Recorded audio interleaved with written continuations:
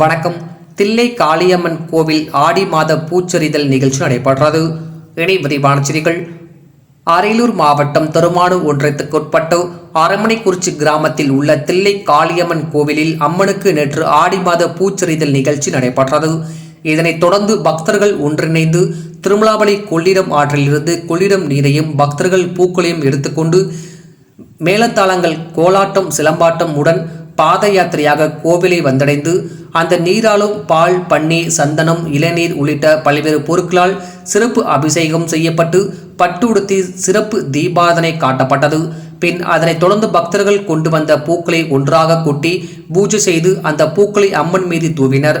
இதனை காண அரியலூர், தஞ்சாவூர், திருமானூர் உள்ளிட்ட பல்வேறு பகுதியில் இருந்து பொதுமக்கள் ஏராளமானோர் இதில் கலந்து கொண்டனர். இந்த நிகழ்ச்சியானது ஆடி மாதம் முழுவதும் ஞாயிற்றுக்கிழமைகளில் இந்த பூச்செறிதல் நிகழ்ச்சி நடைபெற உள்ளது. டிஎன் செய்திகளுக்காக அரியலூர் மாவட்ட செய்தியாளர் SP ரவிச்சந்திரன்.